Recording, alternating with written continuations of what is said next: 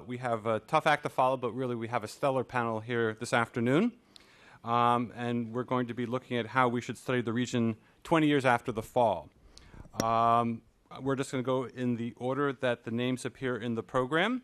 So the first speaker this afternoon will be Cynthia Buckley, who serves as the Program Director for Eurasia of the Social Science Research Council. She's done really remarkable research in the area of demography and is widely published in the field. Cynthia? Good enough. The floor is yours. All right. This is a very unfortunate position to be in. It's very, very hard to follow the speakers that we've already had. But as my gift to Val, I'll set it up for you so you can come in and do well. Okay. As the token sociologist on the panel, my comments are going to really reflect Blair's excellent question at the end of our fabulous lunch lecture, which is really going to focus on, as Ambassador Matlock mentioned, more of a bottoms-up approach, which is kind of appropriate given drinking patterns in this part of the world, and since I'm Irish as well, a bottoms-up approach seems to be extraordinarily useful. But what I really want to focus on is this idea of looking at not necessarily elite politics, and not necessarily the concentration of personalistic power, although those are all extraordinarily important. But as we look back over the past 20 years to try to assess and think about how this period should be studied, and indeed how the next 10 years should be studied, we really need to be thinking about how people are functioning in their everyday lives. And there are two big areas to really be concerned with. The first is a much more optimistic and positive one, and that is the process of social resilience.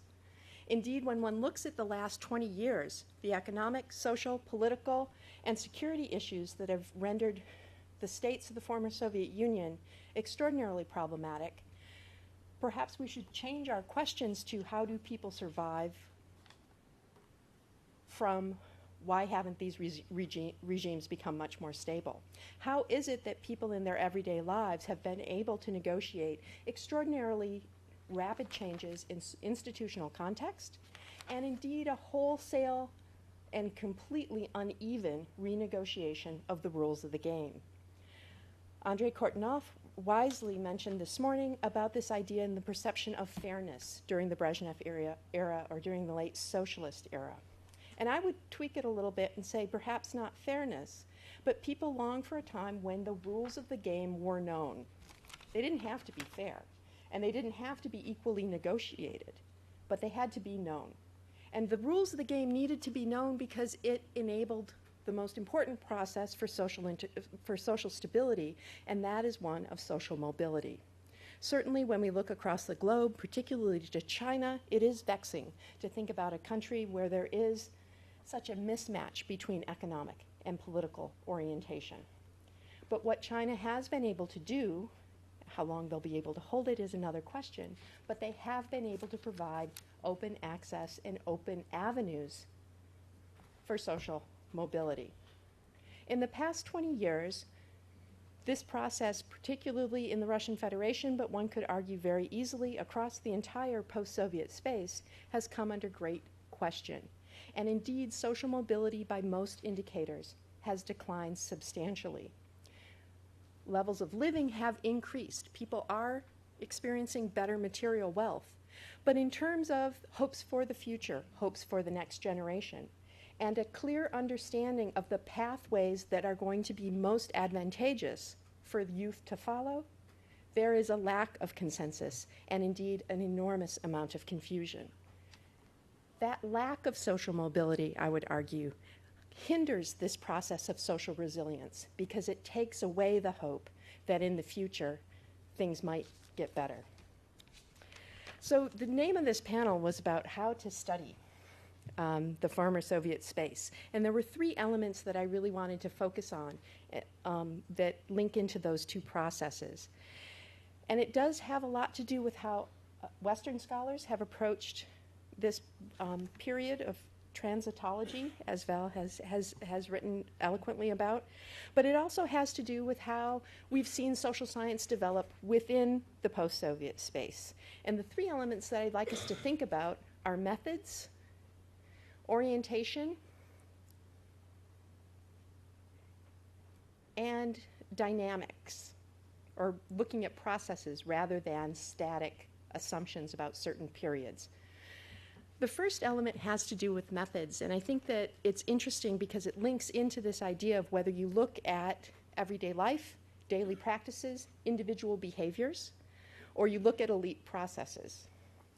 Methodologically, what we find across social sciences, and I think especially in sociology, where we have very few specialists on Russia and Eastern Europe, we have some excellently published and well-trained people, but not a large cohort of sociologists. And part of this has to do with the fact that methodologically we have focused on methods that are much more matched to elite studies, much more matched to historical studies. We haven't really looked as much at large-scale public opinion polls, at assessing quantitative indicators. Just as one small example, with demographic and health surveys, these are national surveys done across developing and moderately developed countries across the world by the US government. The lowest production of peer-reviewed articles from these surveys are all concentrated in Central Asia and the Southern Caucasus. The DHSs for Tajikistan, Turkmenistan, Kazakhstan, Kyrgyzstan each have generated less than 20 peer-reviewed articles in the past 20 years. Just to give you an example, a really easy country to study, stable, homogeneous, Nigeria. Their demographic and health survey their demographic and health surveys over the same period of time have generated over 270 peer-reviewed articles. Now, part of it has to do with interest in processes, but I think part of it also has to do with the methodologies that we use when we train our students and the ways in which we think about social processes and the study of the social changes that are taking place in the former Soviet space. Methodologically, I think we could do a lot more to follow some of the wonderful work being done by anthropologists in this region to look more ethnographically at coping strategies, at resilient structures, at the ways in which everyday people mobilize very limited resources to overcome the institutional challenges in their day-to-day lives. Aside from that, again, more focus on public health studies, on behavioral studies, I think, can do us a great deal of good. Certainly, public opinion survey research in this part of the world has improved dramatically over the past 20 years, and we're the better for it. But we still have quite a long way to go, and we are still lacking a lot of critical information on people's behaviors that has really hindered our understanding of health processes, but I would also argue has hindered our understanding of educational processes and other forms of the development of human capital, such as migration, that factor into that big theme of social mobility I spoke of earlier. The second element, again, is this bottoms-up approach, and I think I've pretty well covered the fact that when we think about scholarship in this region, particularly when we think about the countries of Central Asia, yes, they are sultanate states, and looking at the sultans can be fascinating. They're certainly a lot more fun to interview. They tend to have nicer offices. But I would argue that what we really need to look at are the harems. I don't want to take this too far, although it's I thought Lilia's analogy was beautiful. I don't want to go into the eunuchs and whatnot. But when we're really thinking about social stability and the way in which regimes work, and the ways in which societies are navigating and thinking about their futures, what we need to be looking at are not the leaders, but those who are led, or indeed those who are able to mobilize their own resources, limited as they might be, in order to follow their own path. Because that's the critical element in terms of understanding how long these failed states, or frozen conflict states, or semi-authoritarian states, how long they may have on the clock.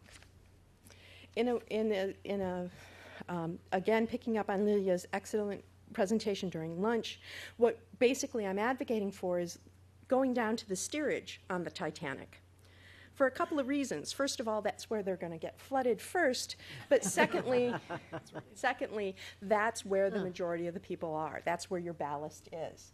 And if we don't understand what's going on there, We can spend as much time as we want to in the staterooms and in the captain's cabin, but we're really going to miss the most interesting parts of the story.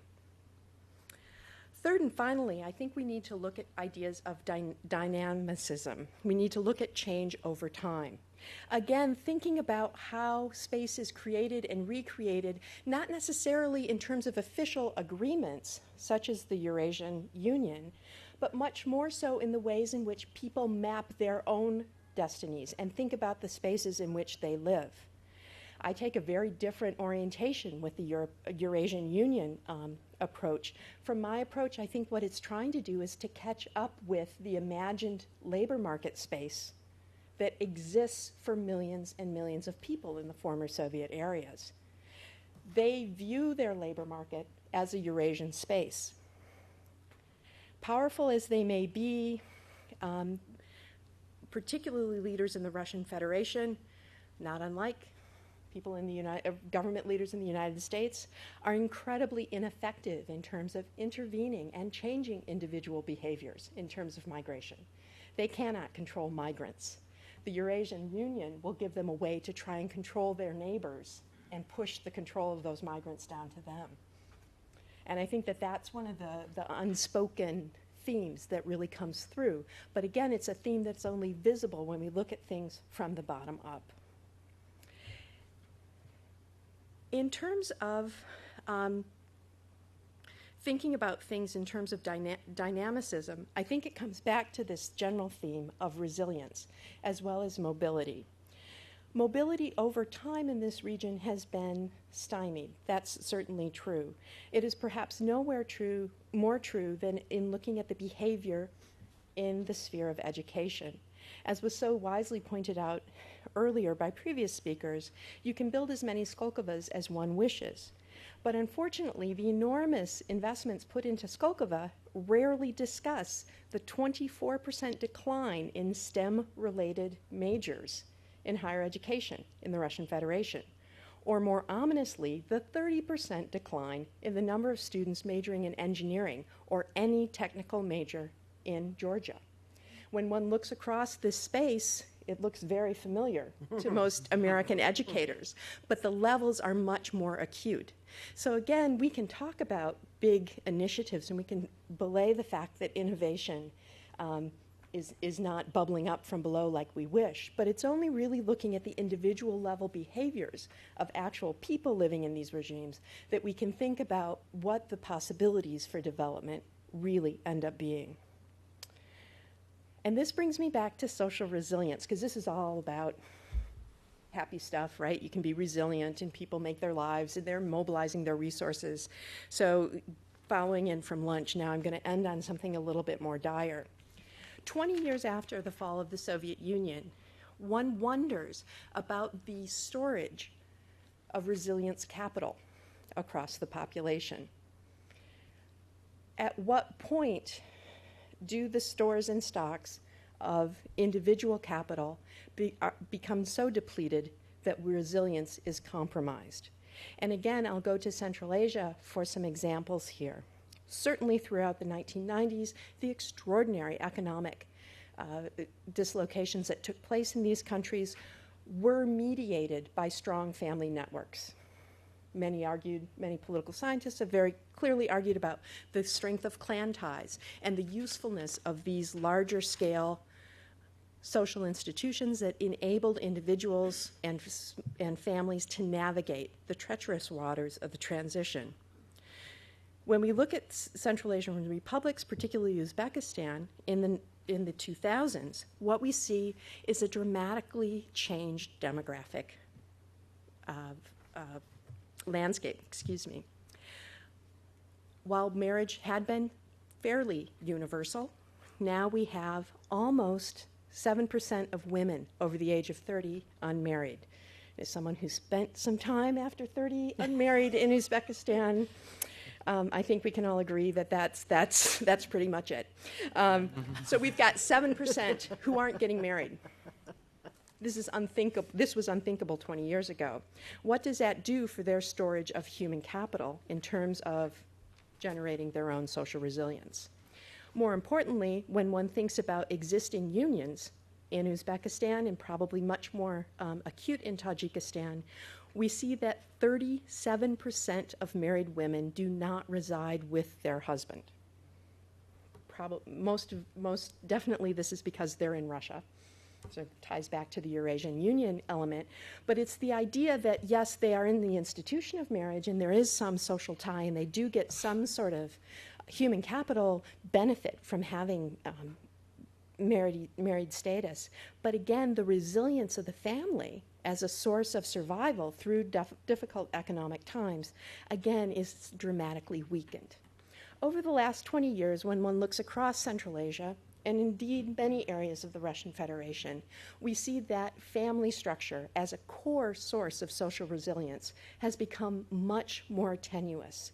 Certainly one can go so far, and certainly some Georgian demographers have gone this far, to speak about processes of social cannibalism, that indeed people are taking social capital processes, cannibalizing them, using them to survive difficult economic periods, but not regenerating those same sources of capital. In that case, what we're looking at is a situation where methodologically we need to focus on individuals to think more about how social resilience has enabled the last 20 years. But we have to be very careful and very circumspect as we look at how social resilience and perhaps social mobility as well will influence the ways in which these societies develop, survive, and dare I thrive or diminish over the next 20 years. Thanks very much.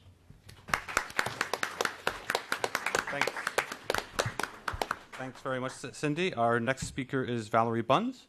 Professor Bunz is a professor at Cornell University whose research has focused on European and Eurasian politics. Her most recent book was co-authored with Sharon Wolchek entitled Defeating Authoritarian Leaders in Post-Communist Countries. Okay, thank you. What I'd like to do today is to share some thoughts I've had about including the Soviet Union in the study of authoritarianism. Let me begin by noting that I am talking about the Soviet Union and not post-communist countries, but rather the older authoritarian regime that used to be there. Second, let me mention that I tend to teach topic rather than area-based courses, both at the graduate and undergraduate level. At one time this was communism, and another time this became, for a while, democratization, but now I'm focusing a lot, returning again to, I don't know if you call it my first love, but anyway, authoritarianism. Anyway, in teaching both at the graduate and undergraduate level, I found it really useful to include work on the Soviet Union. And I do so, and this is rather unusual, I think, I do so because I think this work has a couple of benefits, mainly perhaps for political scientists. First, and I think this is really important, it provides greater variation in the type of authoritarian regimes that we end up comparing. One problem with focusing on contemporary authoritarian regimes is that we have to focus on regimes that in effect lack any ideological mission and that are in the business of stopping as opposed to supporting and propelling social and economic change. At the leadership level, this leads to an understanding of authoritarian regimes that is reduced to analyzing everything leaders do as flowing from their desire to maximize powers. While it's convenient to apply the current rage, which is rational choice, to these kinds of regimes, it in practice narrows considerably the range of theoretical and empirical possibilities for exploring such issues as how leaders maintain power, prevent defections from the ruling circle, and limit the challenges to their rule from mass publics and opposition groups, the steerage that Cynthia talked about. For example, I'm repeatedly reminded when bringing in this kind of literature from the old days of the many struggles over policy and the role of policy in struggles for power that took place during the Soviet experiment. There is, in fact, a striking absence of any interest in policy in current studies of authoritarianism, except policies that serve the very narrow purpose of, in effect, extending the leader's power. Even more interesting for me is the absence of the methods we used to analyze power, and preferences. That is, by focusing on policies and working backward from these so-called outputs to construct politics and the distribution of power and policy preferences at the highest levels of the system. The Soviet experiment and the research on it is also an important corrective in some ways, given the focus of most recent studies of authoritarianism. For example, it is striking how little attention is paid to changes over time in the structure and exercise of authoritarian rule. I think many of us in this room remember we used to do that all the time, practically to the point of crowding out a bunch of other very important issues. It was a preoccupation of ours. And here, let me just give an example. I'm struck looking at developments recently in Syria and other countries in the Middle East and North Africa by how unwilling leaders have been, in direct contrast to rounds of battling protests in the past, to use as much force as they used to use in responding to these kinds of challenges. The fact is that we're seeing parallel trends here, whether we look at the Middle East and North Africa, or we looked at, for example, Soviet relations with what is really my home turf, Eastern Europe. The question is, how can we explain how authoritarian regimes change and the declining use of force in order to maintain themselves? Just as noticeable in recent work is the lack of interest in politics outside the capital cities. Very narrow focus, especially if you look at some of the work in the Middle East and North Africa. This is less characteristic of work on China. It's also striking to me is the way in which, and probably I'm admitting here something about my own age and also the fickle nature of social science, wheels keep getting reinvented. It's considered a new insight by younger scholars, for example, that authoritarian leaders worry about being responsive to key groups in society, and that they engage in certain kinds of reforms and or tolerate dissent and deviant behavior as ways to placate groups and in the process extend their control. Newsflash. Here I'm reminded of our discussions, for example, over the years about the positive role of the informal economy and the ways in which that was used. And I was reminded of this in talking to Gail Lapidus at lunch, as Oslovsky and Brim wrote 33 years ago, the regime and public functions served by Soviet elections. A truly brilliant article, actually, that wears extraordinarily well. Finally, one of the issues that preoccupied us during communism, and especially towards the end, was the continuing problem Soviet leaders faced with information. That is, the ways in which the structure of the system prevented the movement of information and encouraged distortions of information as a consequence of repression, the nature of how mobility worked within the party-state apparatus, and the like. This led party leaders, and for that matter, Alexander II, to devise ways to get the benefits of pluralism, such as better information, feedback on policies, and public engagement in politics, but without its costs. That is, genuine political competition and its translation into uncertain job security for politicians. This is an old issue in authoritarianism. It's the most fundamental issue in authoritarianism, and it's one that analysts today address as well. We can ignore that too. The buzz, not bad. The buzz, not bad. Exactly. Okay, but if we're interested in, but it seems to me if we're interested in taking stock of approaches to solve the information and perhaps legitimacy problems as well, I think it would be well advised to look not just at the Soviet Union, but also the work that was done on the Soviet Union, and, since Archie is here, the Gorbachev approach to dealing with the problem of information. Thank you. Thanks very much, Valerie. Our next speaker is Steve Hansen, who is Vice Provost for International Affairs and Professor in the Department of Government at the College of William & Mary. He is the author of a recent book, Post-Imperial Democracies, Ideology and Party Formation in Third Republic France, Weimar Germany, and Post-Soviet Russia. Thank you very much, Will. Thank you for inviting me to this really exciting conference. It's really an honor to be here. In thinking about my remarks today, I noticed that really the 20 years of the Soviet Union's collapse and aftermath are exactly the same 20 years I've been a political scientist working on this topic.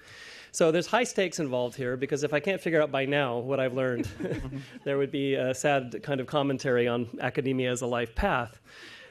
So I do want to make some conclusions today, and I'm going to go a little further and take into account actually the 80 years before that, roughly. We're coming up on the 100th anniversary of the Bolshevik Revolution now, about 6 years to go. And that means we have a century's worth of empirical data now we can look at as social scientists and policymakers and try to figure out, whether we've actually gotten somewhere with all of this. And I want to make the case that we really have. In fact, I have a very strong thesis statement for the talk today, which is that of the four major paradigms which have guided overarching social science research over that last century, the Soviet Union and aftermath have knocked 3 out of 4 out. So 3 out of 4 paradigms are really discredited now. It's a bit extreme, but it's better to be powerful and then take questions. And the 3 that are disproven are Marxism first, modernization theory second, and a certain version of rational choice theory third. And then I'm going to make a case very quickly at the end in the 10 minutes that remain after the first part that a fourth approach, the Weberian approach, may be better. So let me start with Marxism. Of course, it's controversial to suggest that the rise and fall of the Soviet Union disproves Marxist theory. The standard rejoinder by everybody, whether they're on the left or not, is that the Soviet Union really wasn't much of a test of Marxist theory, because after all, Marx expected the revolution to occur in an advanced capitalist country and not in a backward peasant society such as Tsarist Russia, and therefore whatever happened afterward had a lot more to do with Russian culture or with peasant society than it did with Marxism. The problem with that argument, as common as it is that there never was any Marxist revolution in any country that was a fully developed capitalist economy, so we don't have the counterfactual that we can look at, or the real case that we can look at in comparison. This was pointed out by Robert Tucker, by the way, a very long time ago. All Marxist revolutions take place in agrarian countries, empires that collapsed or are imposed from without. Beyond that, too, if you look at Marx's own writings, he never shied away at all from calling for revolution in agrarian countries prior to when you might have expected him to want those. There's very famous letters back and forth with Vera Zasulich, as we all know, where Marx said maybe the communal traditions of Russia will allow you guys to skip a step and get straight to socialism. And actually, my favorite example that's more telling is in the Communist Manifesto, a fairly famous document for Marxists, in which we now have the notes that Marx and Engels sent back and forth on the draft for the manifesto. And Engels had actually concluded the very last few paragraphs of the manifesto saying, "We communists turn our attention chiefly to Britain, because that country is the most advanced capitalist country and therefore where we would logically expect a socialist revolution." Marx actually crossed all that out in the margins and said, no, Engels, we turn our attention chiefly to Germany, because that country is on the eve of a bourgeois revolution, but with advanced conditions of class consciousness that will allow us to push this into an immediately following proletarian revolution. It's hardly an obscure source in the history of Marxism, that is the last page of the Communist Manifesto, and yet this is exactly the source for the argument that the Bolshevik Revolution was a legitimate Marxist revolution. Lenin, of course, very specifically said that the 8 months or so between February and October were the bourgeois phase of the Russian Revolution, which had been pushed into an immediately following proletarian revolution, so just as Marx himself had argued against Engels, his co-author. So if there's never been a Marxist revolution in any place other than agrarian countries, and if Marx himself, along with Lenin, thought the way you get forward in this context is to push bourgeois revolutions into proletarian ones, then it's reasonable to say that the Soviet Union is a pretty good example of what happens when you try to do that. And that, of course, we now know. There's no point with this audience in belaboring the next 70 years. What we do know is that when you try to create a party of proletarian revolutionaries led by its theoreticians who are supposed to have advanced class consciousness, you end up with a particularly detailed form of tyranny by one party that tries to manage daily life in the name of the revolution. You end up with an economy that is an attempt to create a revolutionary form of industrialization and agriculture, which unfortunately runs aground on its inherent inefficiencies. You end up ultimately with a society that is forced to scavenge for goods, to evade the party state wherever possible, and ultimately to make a bargain that you can not work so hard, but you can get some kind of security in return for dealing with that kind of a system. I don't have much nostalgia, as you can see, for the Brezhnev period myself, and I think most Russians today who are young, who then got transported back in time to live in the 1970s, would quickly be disabused of their romanticism. So the Soviet Union, I'm going to make the case, really does show that there's a problem with at least some basic aspects of Marxist theory. Even if class theory can be resurrected in some other form, the Marxist version depended on the idea that a revolution of the proletariat could propel humanity forward, and that there were specific dynamics of capitalist society, and indeed agrarian society, which could be predicted logically to result in socialism. If the Soviet Union proves that that path doesn't work, then Marxism as a whole has a hard time, even if you might want to resurrect some elements. Moving on to the Gorbachev and early Yeltsin period. This is the period of time that I think disproves modernization theory.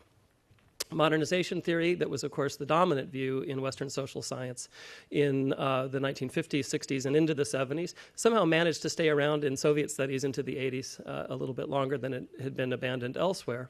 And the idea behind it was very simple. It basically suggested that there are some kind of secular trends, structural trends, such as Marx thought there were, in socioeconomic change in human history, but that they propel humankind into capitalism and democracy. And this primarily takes place because of industrialization, urbanization, education, and mass communication. So these four factors would make cultures different around the world wherever they took place. And key to this argument was it didn't really matter what kind of leadership was pushing those big social changes forward. What mattered was the social changes themselves.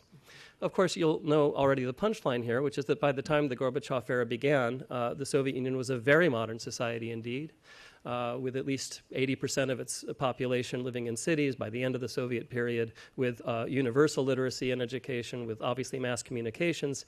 All across the board, all the indicators you would expect to show that the transition to modern democratic capitalism would go very smoothly were in place. And indeed, there were very robust arguments, very well-written arguments, like people like Moshe Lewin, who wrote in 1988 that the Gorbachev phenomenon represented, in fact, the success of Soviet modernization, that the civil society that had emerged in Soviet times because of urbanization, industrialization, and mass education had produced Gorbachev, that he was an effect rather than a cause, and therefore that perestroika would succeed and result in a democratic Soviet Union.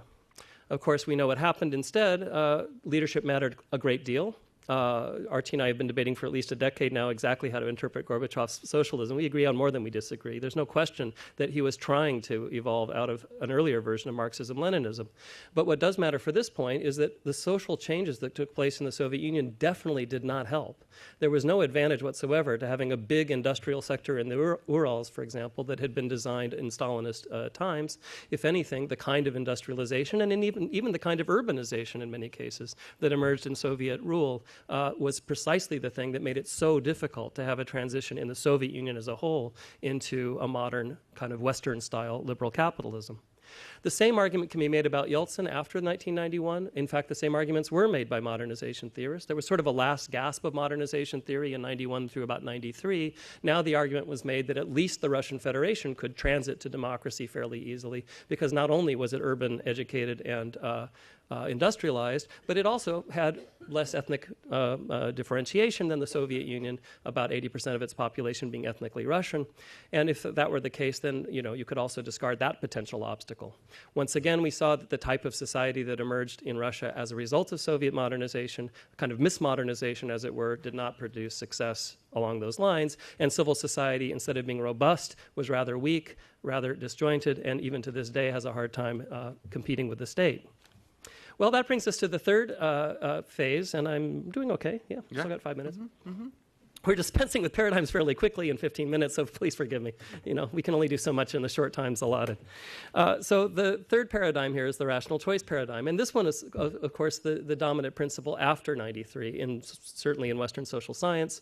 I would say to this day it's the dominant paradigm in my own field of political science.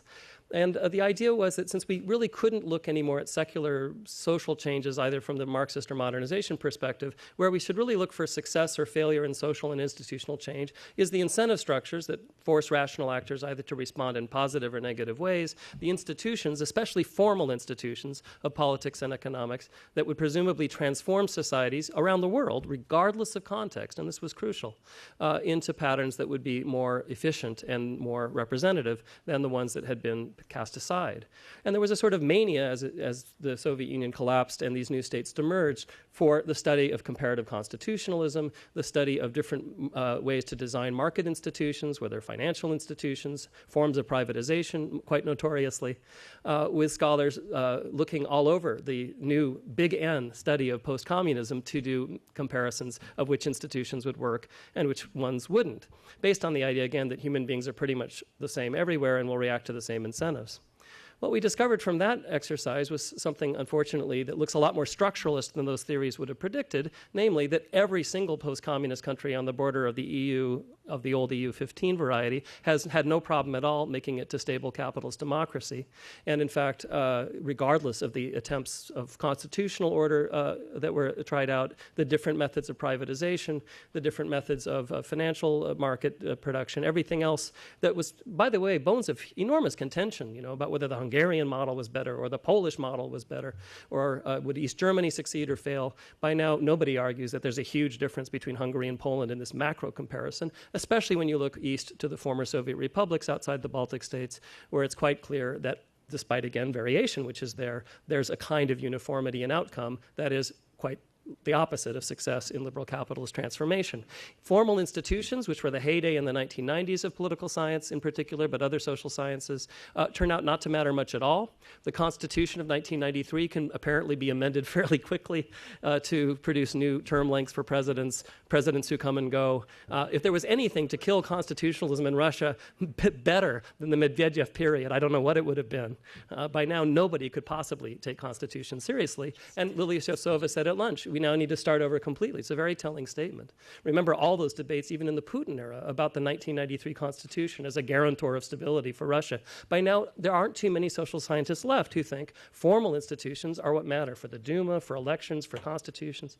And in economics, too, types of privatization are no longer seemingly so important, as opposed to the kinds of power networks that corral especially energy resources and other state assets and thus produce power.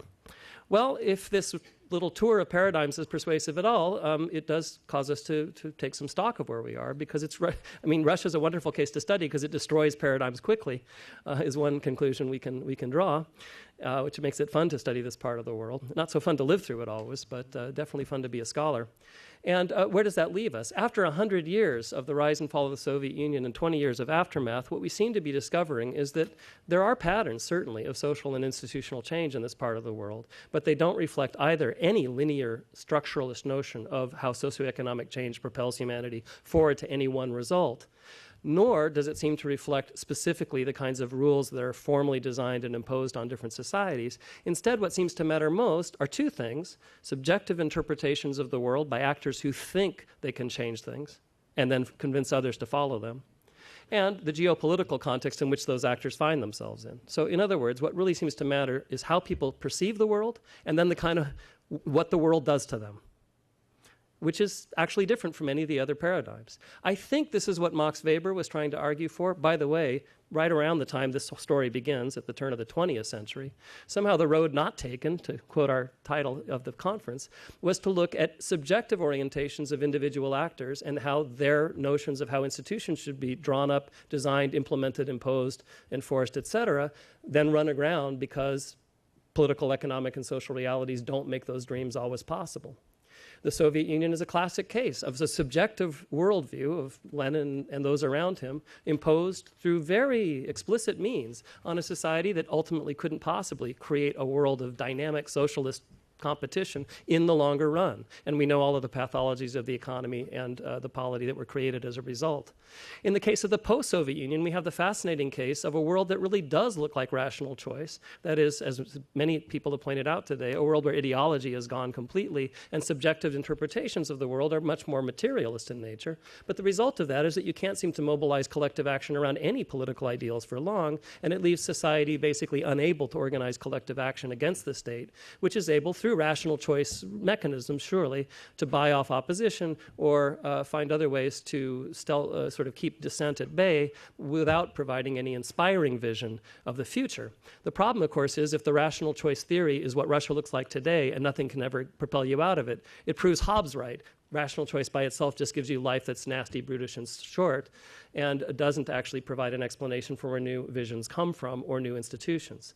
So looking at subjective orientations of the world and the environment that they interact with, I think gives us a much better purchase into why the Soviet Union was created, why it fell apart, why the aftermath has been so chaotic, and why there are comparative patterns of success or failure in different socioeconomic and geopolitical environments in the former Soviet space.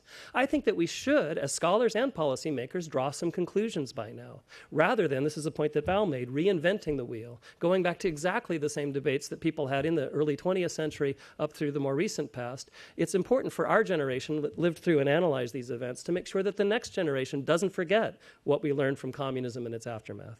Thank you very much.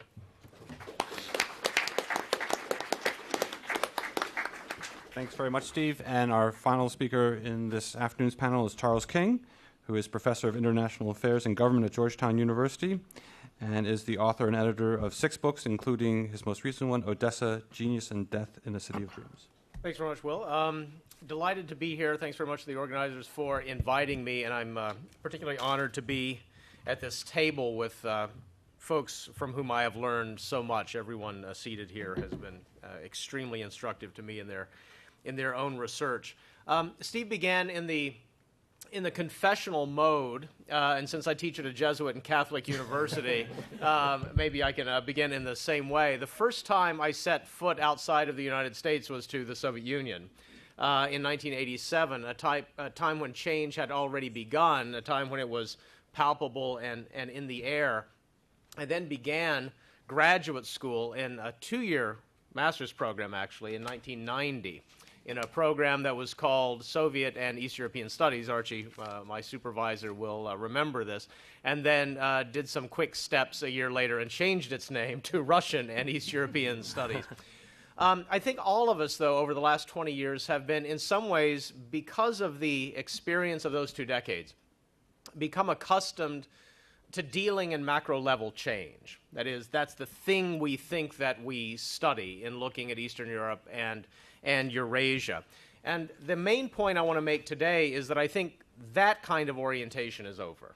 That is, that I think a time when we were trying to explain gigantic macro-level differences between countries and regions, in which country-level difference was our main dependent variable, in which different pathways from really existing socialism that was going to be the thing we were trying to explain. I think that really is over. It's been over for some time.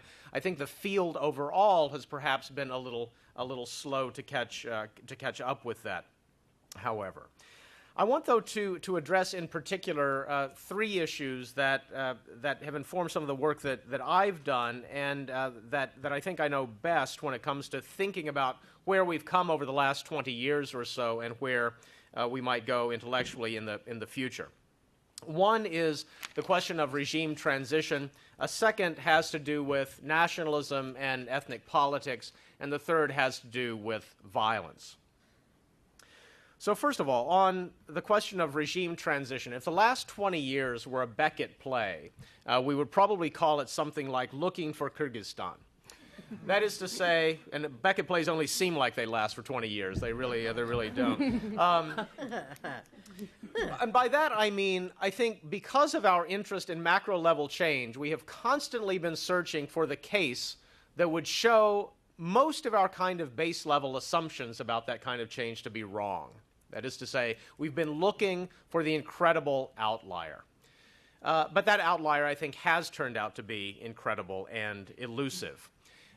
For example, at the beginning of the transition, if you were one of those who said something like the following combination of traits will be critical to determining which countries move quickly through a transition toward a kind of consolidated democracy and a market economy versus those that lag behind. If your list included things like previous experience with some kind of representative government, proximity to Europe, experimentation with reform from the 1960s forward, countries that were relatively more ethnically homogeneous than the others, and importantly, countries that could craft a transition in such a way or cast a transition in such a way that it seemed to be not just a transition toward democracy and away from authoritarianism, but a kind of national revolution. That is, throwing off a foreign system and throwing off an occupying power. If your list looks something like that, you would have probably been told in the early 1990s why that list was wrong. That is to say, why one or more of those traits really was not as intuitive an explanation for how change was likely to take place as you might think. I think the last 20 years have shown that list to be pretty good, actually. There aren't a lot of outliers. The countries that are closer, that had some experience with representative government before, that ended up, at least in the post-1945 period, as more ethnically homogeneous, and critically, countries that could craft a narrative of occupation and anti-occupation to explain what the transition in the early 1990s was about. That turned out to be critical. One of the great ironies of the last 20 years is that countries that were occupied by the Soviet Union, that is to say, had Soviet troops on their territory in 1989, were the ones that turned out to be able to use that most effectively. Not having Soviet troops on the ground turned out to be a rather bad thing for democracy as the 1990s progressed. Witness Romania, witness Albania, witness Yugoslavia over the course of that decade. Well, I think if that's the nature of the big sort of macro-level questions about regime change, are we kind of finished with the study of political transition in the region? I think the answer to that is no. It's just that the thing that we try to explain is rather different these days. The thing that we're focusing on, I think, is rather different these days. I think subnational variation in the nature of governmental performance is critical.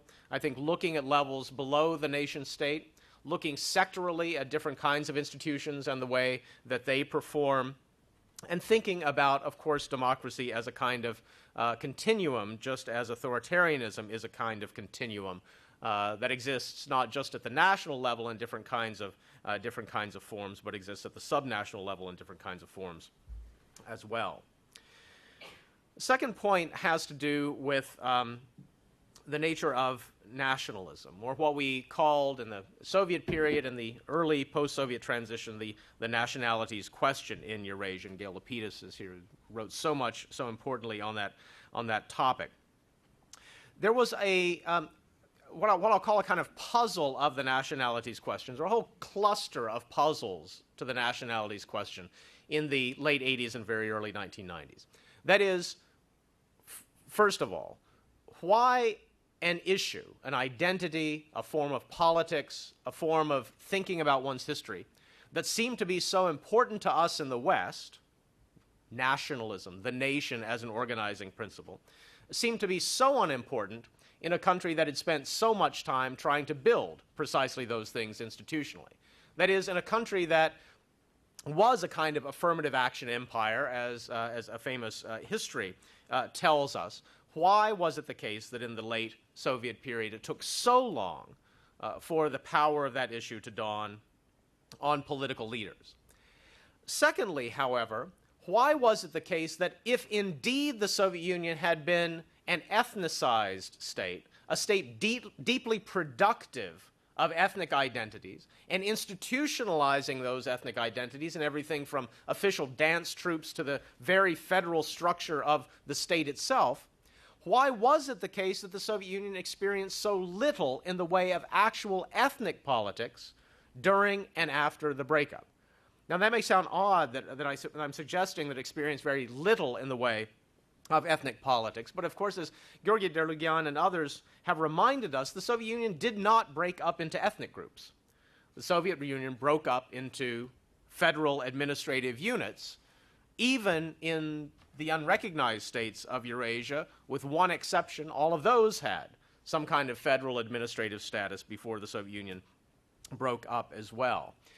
I think in trying to answer this kind of puzzle or understand this puzzle, we perhaps got off to the wrong start in the 1990s, because there was a kind of fictive kinship when it came to the kinds of literatures that we thought would be most important to making sense of these puzzles.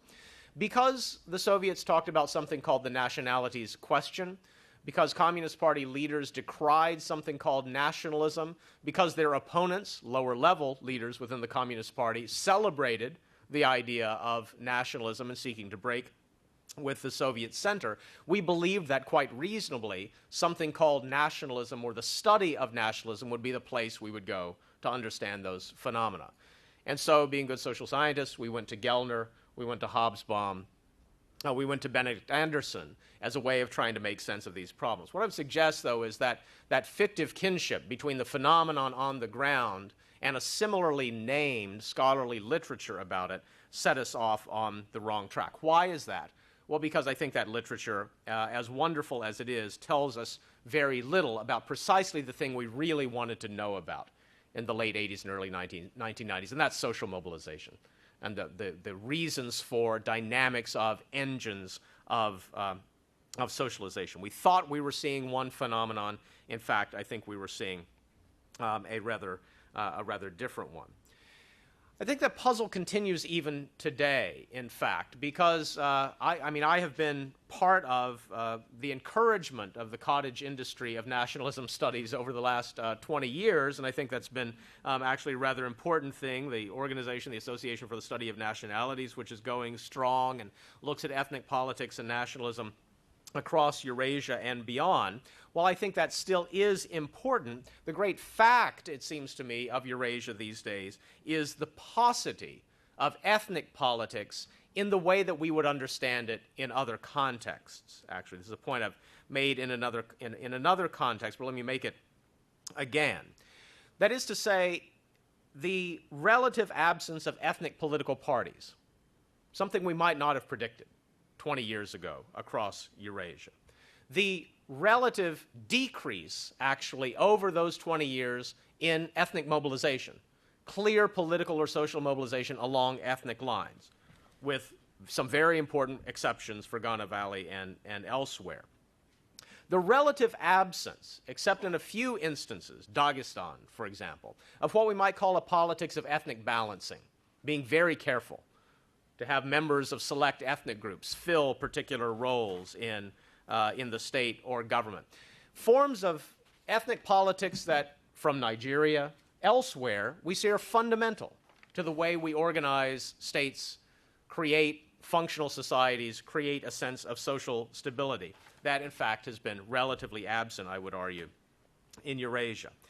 That might seem surprising, especially in, as we know about the Soviet state now, it was highly productive of ethnicity or nationality in many ways.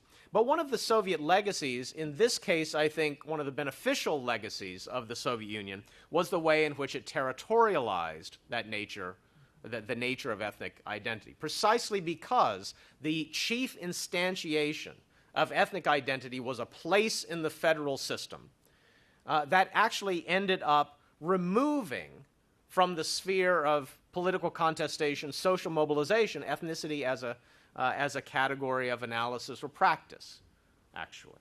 Now, when the state weakened, of course, that meant that precisely those territorial units were the ones that eventually flew apart and created new states. But for the nature of ethnic politics after the Soviet Union, that turned out to be relatively important, I think. You can't legitimize ethnic politics unless you've also got an ethnic unit, a territorial unit within your state to do the legitimizing for you. And with very few exceptions, of course, in the post-Soviet space, do states actually have such a thing. You know, Autonomous Republic of Crimea, for example. But that hasn't been a feature of post-Soviet. I mean, we might add literacy and civilian control of the military and other sort of beneficial legacies, but I think the ethnic one is what we often miss, particularly if we have an image of the 1990s and early 2000s as being about ethnic conflict all the time, which I don't think it was. So third point has to do with violence. It is a truism, and we talked about this briefly in the first session today, that the Soviet Union broke up peacefully. Over the last 20 years, there have been only 2 interstate wars in the former Soviet space. Armenia and Azerbaijan, which doesn't even technically count, I suppose, as an interstate war because it began precisely when both of those things that would become states were actually still members of the same state, and then the very brief 5-day war between Georgia and Russia in 2008. Well, while that is certainly true, and while it's true that the number of people actually killed in conflicts across Eurasia is on a global scale relatively small, somewhere around, over the course of the last 20 years, somewhere around 100,000 people, on the order of 100,000 people killed in conflicts across the region. On the order of 1 million people displaced forcibly. The number would be far higher if we think of displacement as a kind of continuum rather than a binary between voluntary and involuntary movement, as Cindy could tell us. While on a global scale, that is relatively small. About half that number of people, by the way, have been killed in the last 5 years just along the U.S.-Mexican border, but we don't think of that as sort of a destabilizing feature of the United States, even though it may be to Mexico itself. Well, that's certainly true. The use and threat of violence, I think, has been a fundamental part of the politics of Eurasia over the last 20 years. We shouldn't overstate the case when it comes to thinking about the peaceful breakup of the world's largest state. If we just look at the Russian Federation itself, for example, this was a country that began with a failed coup. It continued through the use of artillery against the parliament, continued after that through the largest use of aerial bombing against a civilian population since the end of the Second World War. It continued into a 10-year counterinsurgency campaign that left a smaller number of people dead than in the first Chechen War, but nevertheless ended only in 2009, and that has continued over the course of that period to have a string of targeted assassinations of key human rights leaders and democracy advocates. You could actually tell a similar story about a number of other non-Russian republics. That hardly counts, I think, as a peaceful transition overall. Certainly not a peaceful transition on the Czech or Polish model. Even in a place like the North Caucasus, of course, which normally receives a lot of attention, in sheer numerical terms, the number of people killed every year in the North Caucasus is about the order of the murder rate in the District of Columbia in 1993 and 94. I mean, it's shocking to think about that, but that's true in actual numerical terms. Nevertheless, I don't think we would say that the North Caucasus was a relatively peaceful place as a result. So I think we need to give more attention to the way in which violence has actually informed the nature of political life, the actions of political elites, and the responses of people on the ground, those from the bottom up, as Cindy said earlier. Well, what does all this mean in terms of this big question of how we study the region, how we educate people about the region, and so forth? I think, to me, the key issue is that rather than trying to impart either to students or to the public or to policymakers a set of certainties about the region, that is, this is the stuff you need to know if you're going to understand Russia and Eurasia, I think encouraging a sense in which the region is full of puzzles that need explanation is the kind of mindset that ought to be encouraged.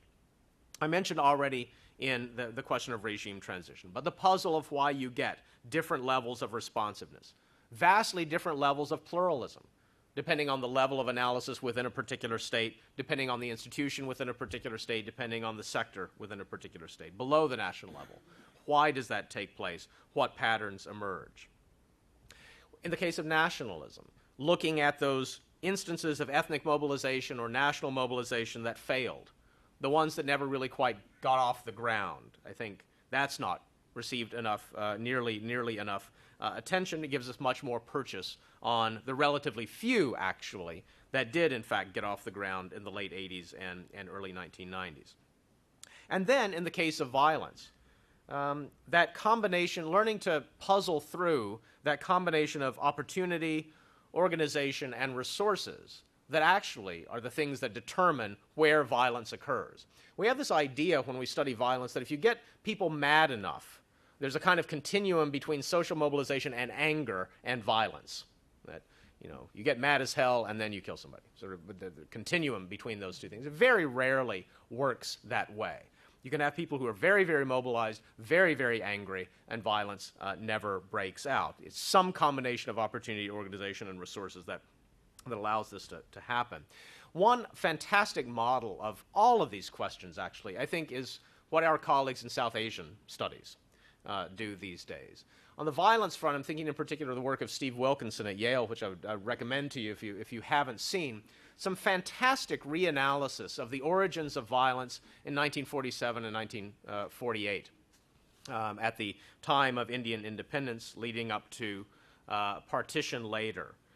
That is to say, why do you get different levels of mobilization, different levels of violence in different parts of India? One of Wilkinson's most recent findings, based on deep engagement with place, deep engagement in languages, deep archival research, is that simply the presence of veterans was a critical feature. That is, people who had actually served with the British military in the Second World War and where they happened to be in 1947, 48, and even in the early 1950s, turned out to be the critical component for where you got violence. It's an intuitive argument once you think about it.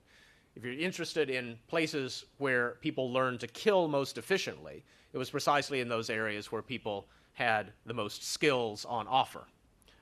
And that gives us a very different understanding, I think, of violence in the Indian case. So I think much more work to unpack those different kinds of levels of analysis or where we need to go.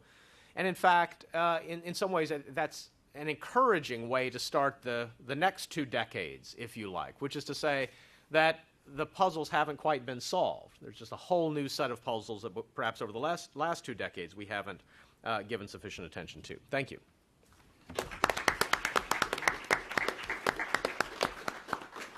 Thanks very much, Charles. And there's just a lot on the table here about the way we've studied the region and how it has evolved. I think I'll ask the first question, and it's directed to Steve. I was really intrigued by your discussion of modernization theory and how it's been consistently discredited over the last 20 years.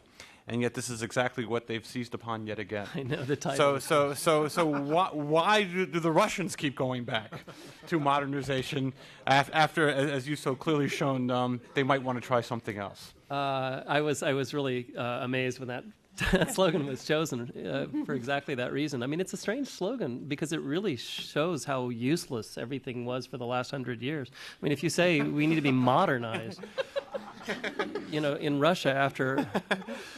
I would think if I were Russian, I would really rebel and say, how dare you say we're not modern? I mean, the issue to me is that by any standard that we actually used for theoretical judgment of what counts as a modern society, Russia is modern. And the problem is you can't keep changing the definition of modernity to fit the result.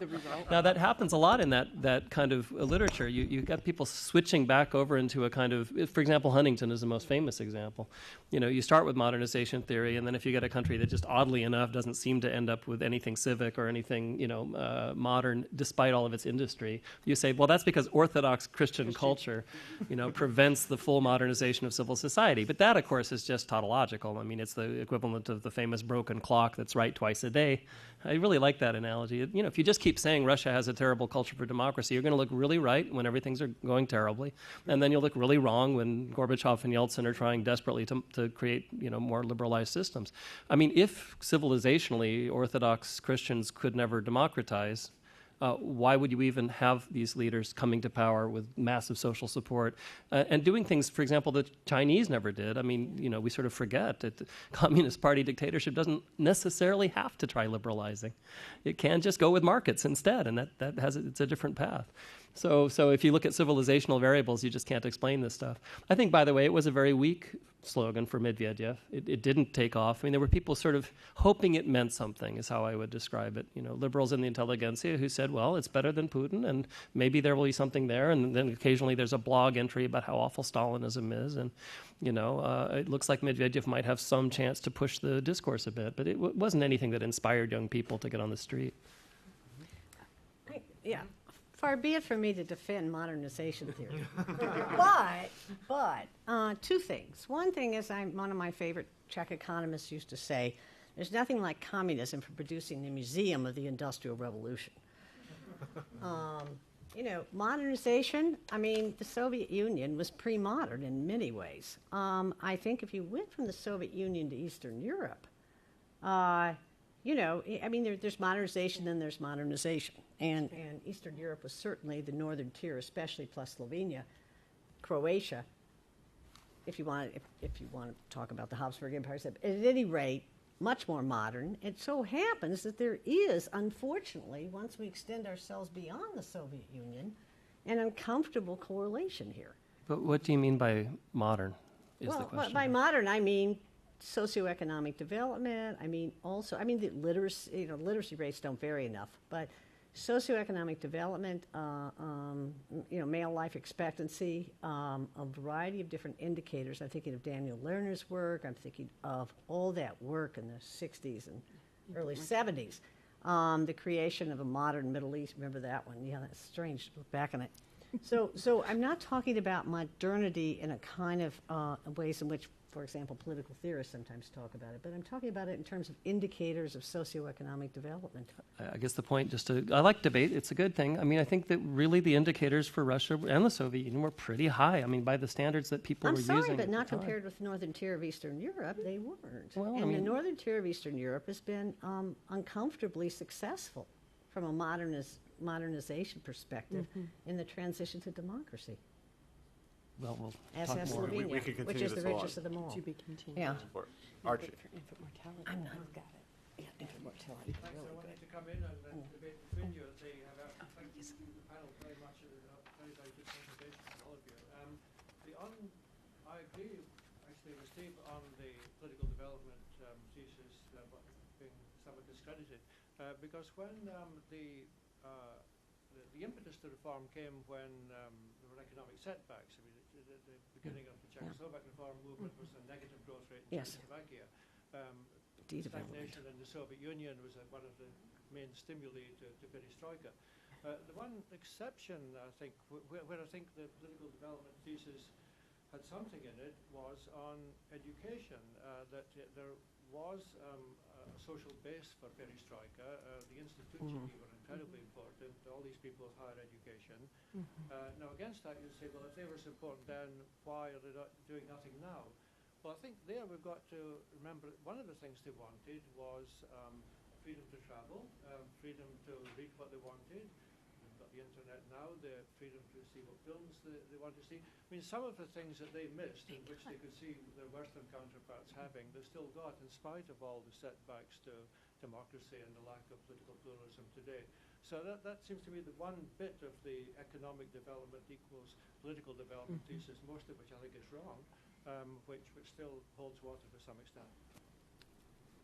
Just quickly, I think actually that is the one finding that's coming out of a lot of the most recent research, is that education of all these different modernization theoretic variables is the one that does seem to be correlated most consistently with good political outcomes. Happy news for those of us in the education field. I do think the issue, and I won't say any more about it. The issue is to define modernization variables ex ante. So for this to be a good test, we have to be able to say before whatever outcome we're predicting, okay, this counts as modern, and this doesn't, and then be willing to say, okay, I was wrong, or it turned out to be right. People often do it in retrospect, and then you'll never know. Okay, go ahead, Karina. Do I need to introduce? Go ahead. Okay. Karina Krastelina, School for Conflict Analysis and Resolution, George Mason University. Thank you very much. Very interesting. And I probably will ask less questions and more. I would like your comments on something. I just came from Ukraine conducting the 58 interviews, and one of byproduct, really like side product of my research, was understanding of differences in meaning, which, because I interviewed both local experts and international experts working in Ukraine, complete difference in meaning about everything which we called democracy or ethnic conflicts or everything. Even meaning, what does it mean to be Russian or Ukrainian, vary across national narratives.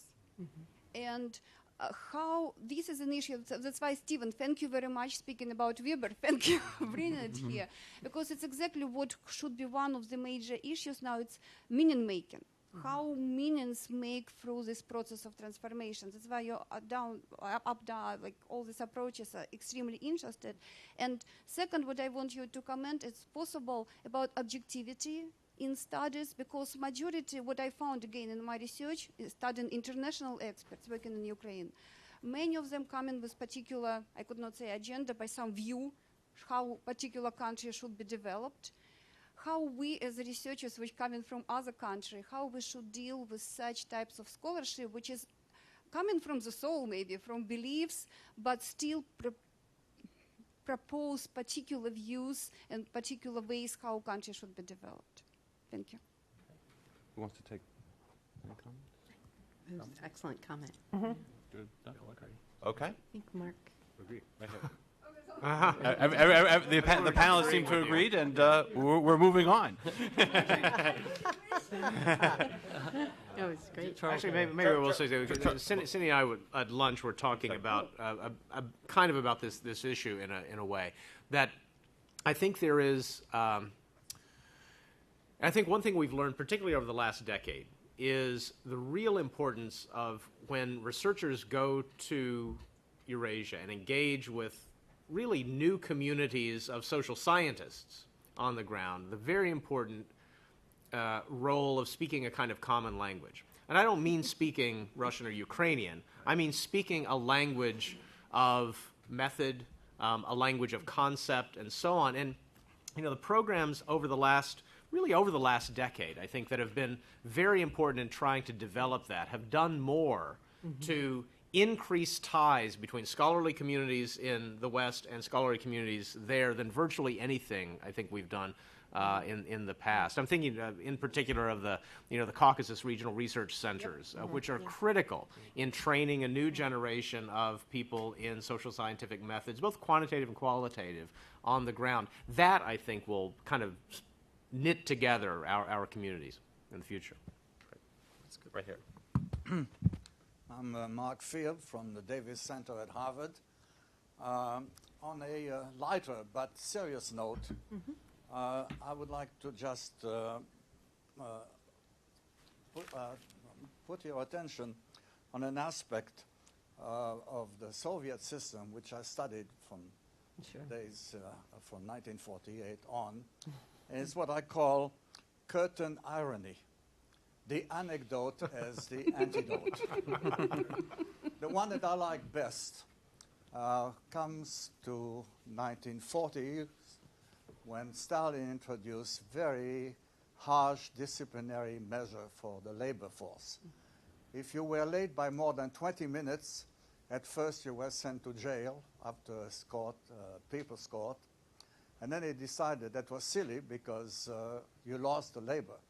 So what they did is impose fines up to about 25% for 6 months on the salary, which probably meant more than 25% reduction in the amount of food that you could buy with your money. And the one anecdote that I like best and represents the absurdities of the system, in the morning this woman jumps on a streetcar holding her panties. Immediately, all the women gather around her and say, "Где дают?" Remember? Нет, не продают, but где дают, because it was not enough to have a little bit of money. You have to have connection and so on. And she said, "Nigdzie, nowhere. I was late. Опоздал." And I think that the study of humor is a revelation, so to speak, of the strains. And I would like to know, because I really retired when the Soviet Union disappeared, I would like to know if somebody might be interested in looking at the situation at the present time. I don't know of any post-Soviet anecdote, but because I was looking for them, but maybe some of them are available from this audience.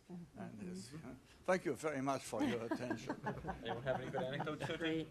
I'm terrible. Exactly. Comedy is tough. We'll stick to scholarship. No, but I would say there's one small little bright spot. If anyone watches Nasha Rasha, if you're studying migration, there's a recurring skit, but it's very important to watch it to the end, where two actors are playing Tajik workers.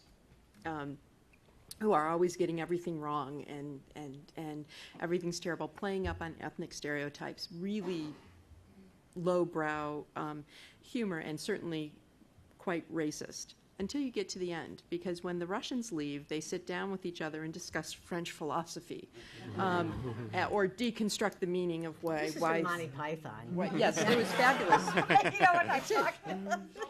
Yeah. That's exactly it.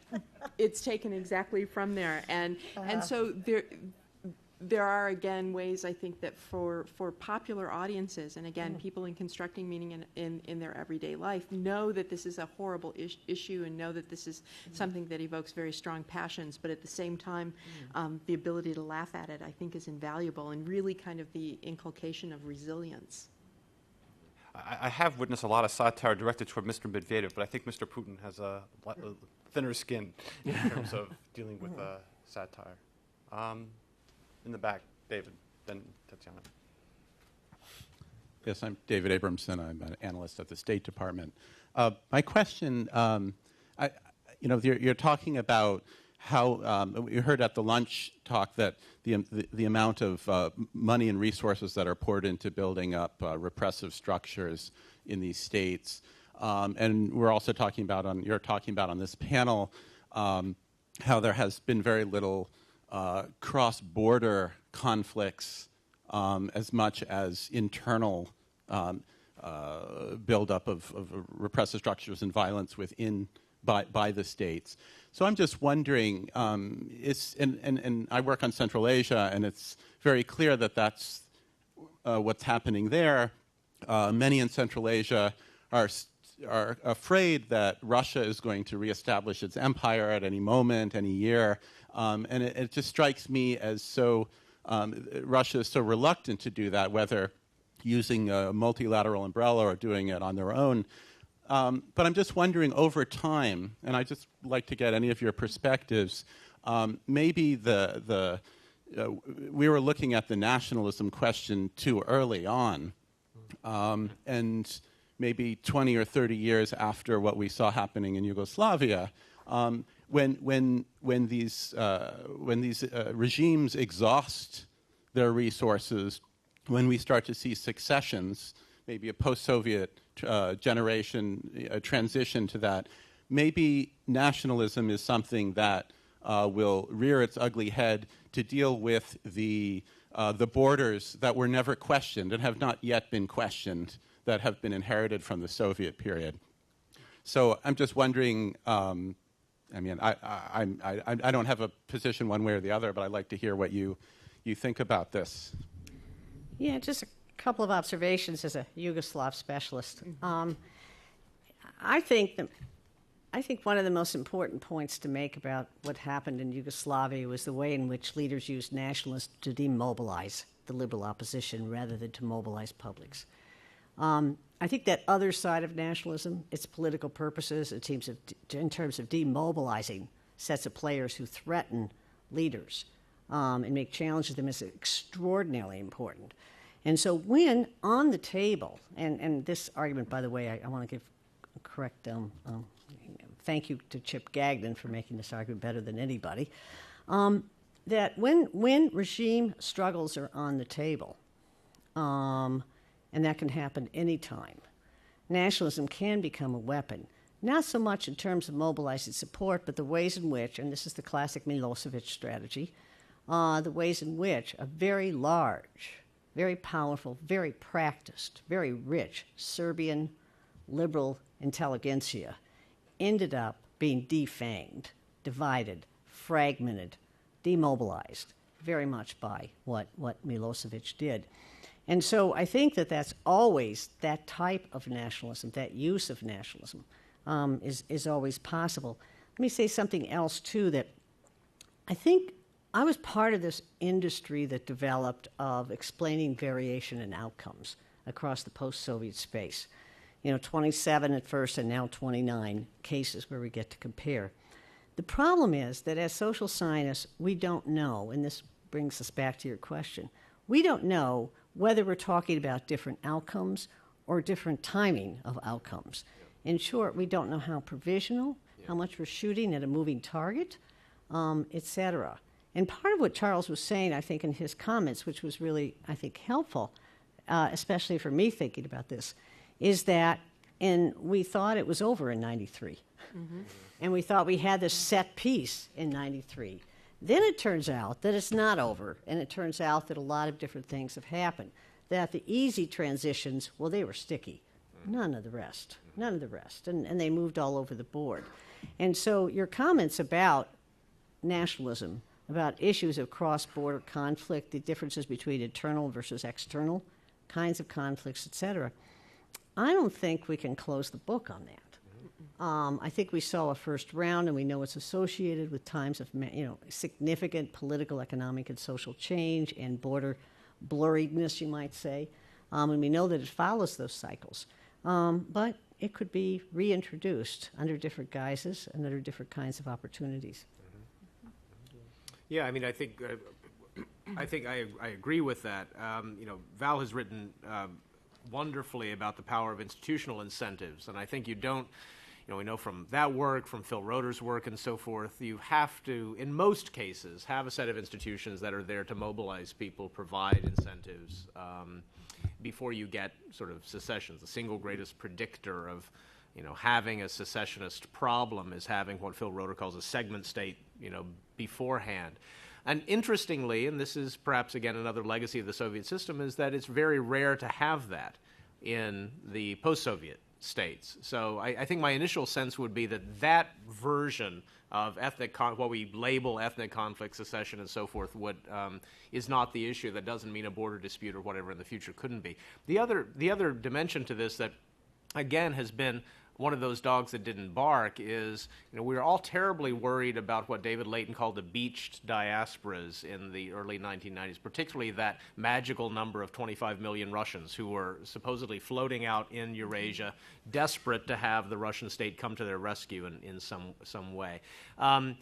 Even though I think David used probably the wrong phrase for that, I think in the end his analysis was kind of right, that people make decisions from one generation to the next, not on the basis of some mystical link to the homeland, but in terms of how they want to educate their children, where they believe the life chances of their children will be most possible, and it's kind of the outliers who really make decisions in other ways. Can I just a very, very quick point on this? I mean, I do think taking imagining seriously also allows us to look at types of nationalism, hopefully with a more fine-grained approach.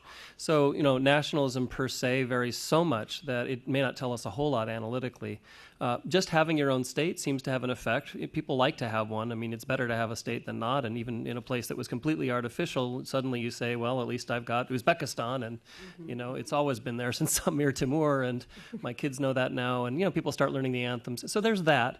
But what really changes the world, apparently, is when people tie their nationalism to something that's transnational. So ironically, nationalism by itself doesn't really pose, for example, the big global security threat people think it does. What really poses global security threats is when people think their nation is the unique Aryan one that will transform all of humanity, or they think their nation is leading the world proletariat, or some other way of imagining the nation that ties it to something that really does produce collective action that's more revolutionary in its effects. Mm-hmm. Okay, well, there are lots of hands going up here, so I'll ask all the questions to please keep your questions brief. Tatiana. I'm Tatiana Indina. I'm Fulbright visiting scholar from Russia here in Kennan Institute. And I have a question to all the experts. Well, do you believe, according to your opinion, do you think does a democratic society can ever be established in Russia? If not, why not? If yes, in which condition? Thanks for a small question. Yes. And Guess I'll say yes, and then we can move on. but we'll let it. Всегда есть надежда. We'll ask. One panelist can jump in and try to answer that question. And, I'm sorry. Yeah, And sorry. how do you think Russian-American One- relationship will one develop in question. future? Okay. Let's answer. Go ahead. You're Yeah. the silverback. I think the interesting thing, as someone who taught democratization for 20 years, the interesting thing is that, in fact, false negatives. I mean, what's been striking is that, in effect, there are more democracies than there should be. That I've always taken to be one of the most sobering points. Whatever theory we're working from, the fact is, I don't know if Mark would agree with me, but the surprises have been many. Whatever our kinds of predictive variables we might use, and therefore I remain an optimist because there are too many inexplicable democracies out there for one not to kind of hedge one's bets in that way. I would say yes also. It's back to Val's great point about how the time frames are the problem in social science. No one ever wants to pin down, in the next 5 years, in the next 20 years.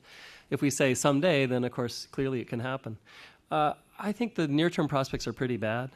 It's just really hard to see where the source of social change would come from that would produce genuine party competition or a split in the elite that would be resolved through a kind of rule of law bargain that would produce, regular alteration in power or an independent judiciary. I mean, you look down the list of things that we would normally associate with sort of Dahl's definition of democratic competition, and they're just in very bad shape in Russia right now. Plus, the source of economic goods I don't think is going to go down in price in the near future. I mean, even in the recession, oil is sort of held up, and oil and gas are not likely to be replaced in the very near term by solar power or something like that.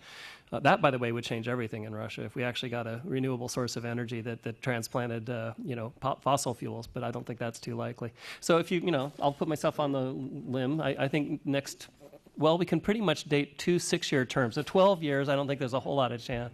But after 12 years, It's going down though. it is. So it's a good. Yeah. That's what we do. We predict, and we'll see. I'll admit I'm wrong 12 years from now. And we also don't know what those support That's levels right. mean. Right. How deep are they? What are they? Is it because they're imagining a horrible other alternative with a real alternative? Right. Who knows? Okay. Mark Plattner? In a way, I'm following up on this question. I'm Mark Plattner. I edit Journal of Democracy, and If you say no, that's a problem. Yeah, if you say no. I say yes, but I do say that we have been following post-Soviet developments over these 20 years very closely. But I would say just recently, in the last year or two, we're getting, I'd say, many fewer manuscripts on the region. It's harder to think about what angle we should cover. I mean, the one part of the post-Soviet region, the Eastern European part, seems to have settled into normal, boring politics. And the other part seems to have settled into authoritarian stagnation. Now, like Val, I've learned from experience that one never knows when democracy is going to suddenly burst out as it did in Tunisia. I don't discount that. But in thinking about, is there something new we should be looking at in the post-Soviet area that may contain the seeds of some future democratization? What should it be? Well, there are a couple of things that are really interesting to me, and as someone who's not following Russia that closely, but is following more, actually, the Caucasus and the Balkans.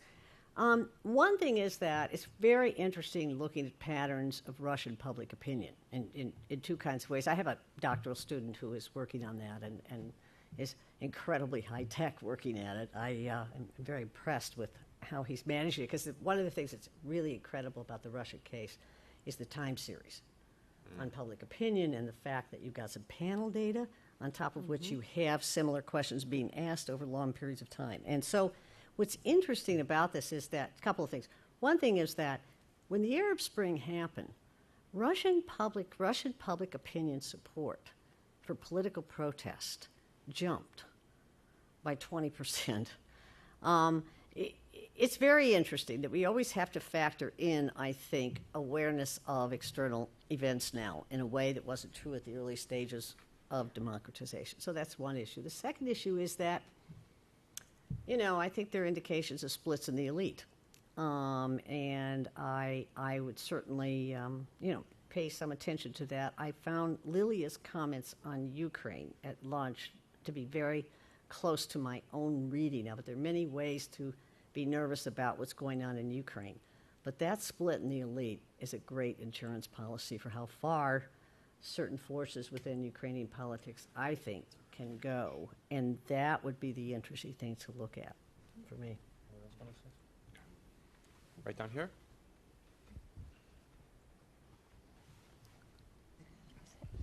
Thanks. Dave Rabinowitz.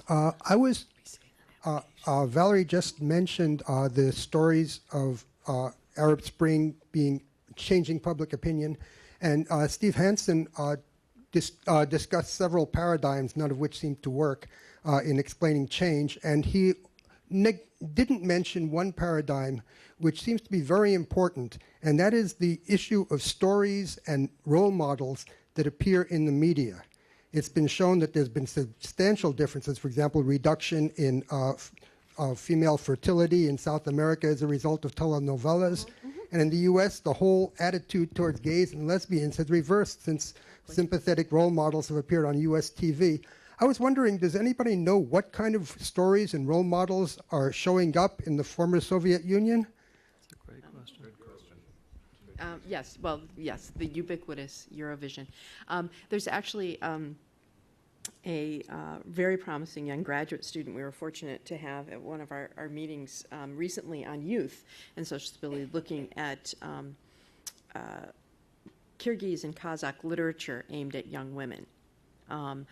And this is not Manas. This is very, very different stories, often very gritty, very realistic stories about pressures to marry or pressures to marry someone rich or someone foreign, and some of the challenges, the institutional challenges that young women, especially in Kyrgyzstan, face in terms of their behavioral choices. Holly Meyer, she's at Columbia. I think we need many more studies of the media, particularly in Central Asia. Now, having been part of a group that worked on a radio novella in Uzbekistan to try and encourage adoption of modern contraceptive techniques, there's a lot of, there's only so far you can push. So these sorts of things are very delicate.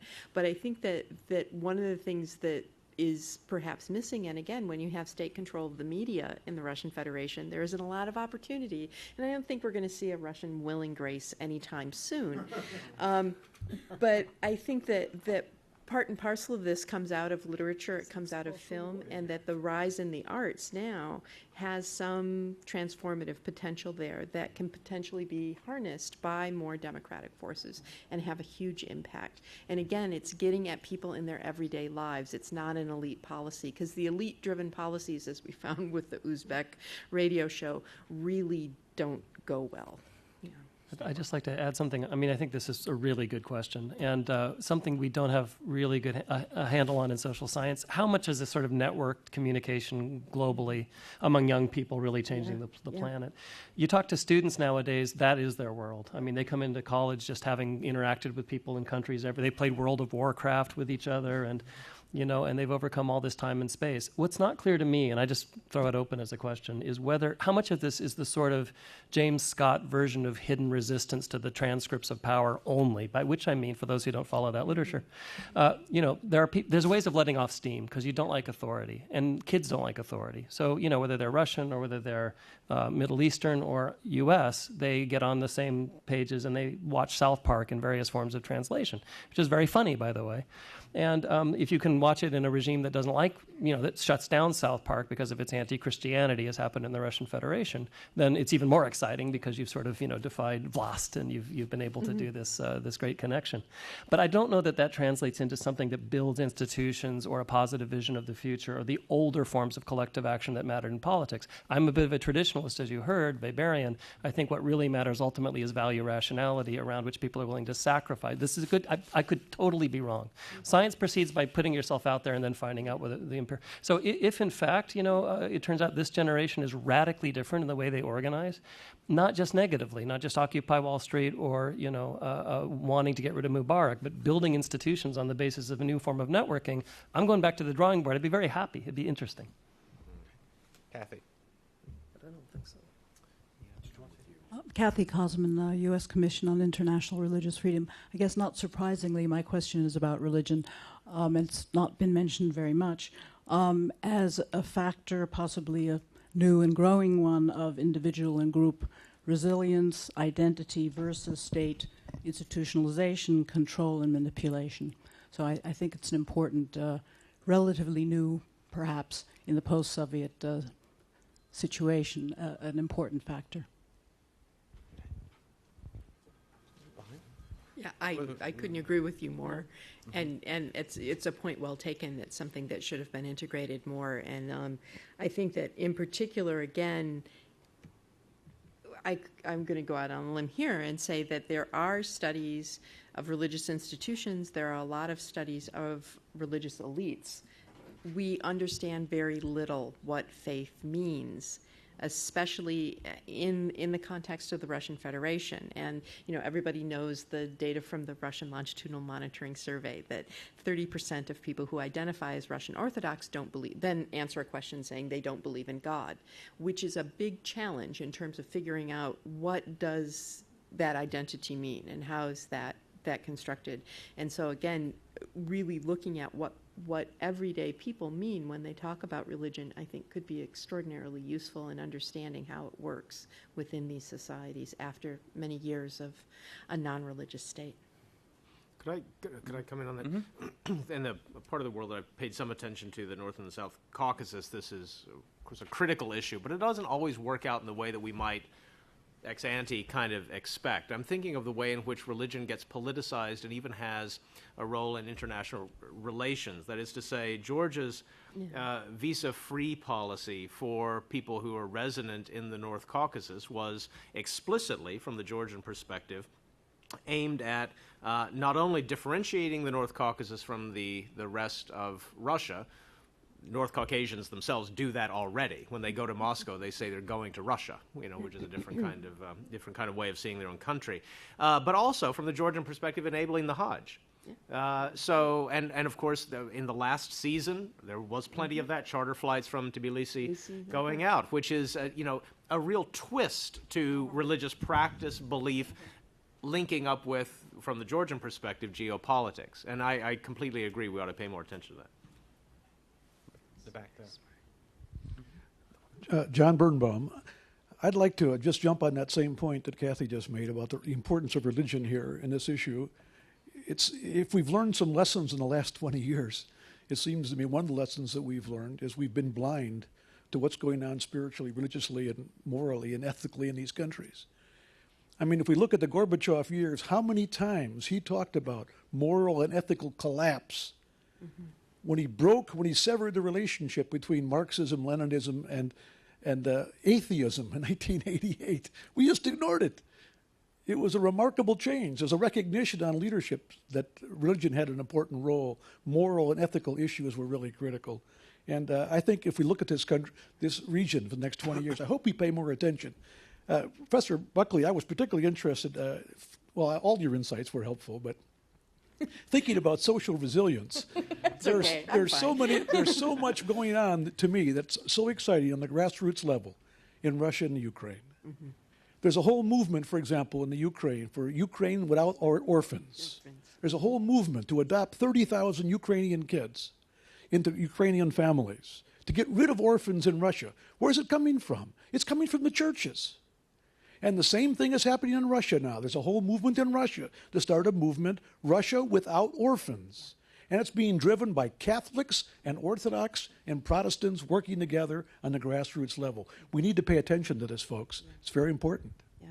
Well, and it's fascinating as well because oftentimes I think, and I'm more familiar with the situation in the Russian case. I've only read about the group in Ukraine. But what I think is fascinating here as well is that these are people who are mobilizing resources to take action in a context that the state is now absent from, right? So there's state withdrawal and people are filling in rather than making demands on the state. Right. It's a very different social coping mechanism, and I think we need to pay attention to how that translates into social mobilization, as Charles so eloquently discussed. I think that there's mobilization, and it's all important, and I think it can both inform globally our understanding of how social action takes place. But I think that, as you so wisely pointed out, in these countries in particular, the way in which communities are filling the absence of the state as opposed to making demands on the state has a lot of traction in terms of how relations will develop over the next few years. Thank you. I think that's right, but I think that we have to imagine a number of different possible relationships between religious communities and the local state. Yeah. You know, it can be a substitution effect, can also be very closely collaborative. You know, that's the other part of the story, I think, and you know, I think you have to look at all the different ways in which these relationships play out, especially locally. Down here?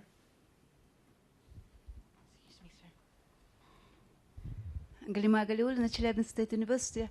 Being a hopeless, optimistic person, I wonder why the item or puzzle of market economy in developing Russia wasn't covered with this panel. Because as I can see in Chelyabinsk, for example, big American company, Emerson, growing very quickly, and even president of this company flew by his private plane to Chelyabinsk to open the new plant. Why they are so successful? Because American corporate culture, American big corporation, and American technologists came to Urals, where they met with great intellectual capital of people who were doing all the military power of USSR in Soviet time. So it's just one example.